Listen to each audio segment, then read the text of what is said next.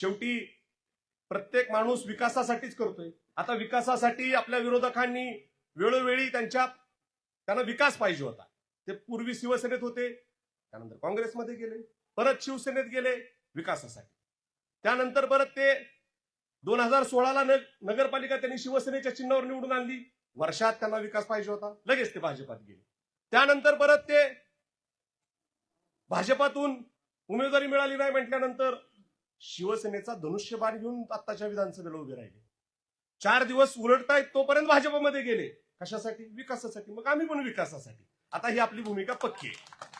विकासाच्या बाबतीत आता आपण स्पर्धा करूया. तुम्ही 1 काम आणलं, आम्ही 10 कामं आणलं. आम्ही 10 कामं आणली, तुम्ही 15 कामं आणा. परंतु आता विकासाच्या मुद्द्यावर ही निवडणूक लढवायची. आता आपली भूमिका आणि आपली लढाई ही स्थानिक प्रवृत्तीच्या विरोधात आहे.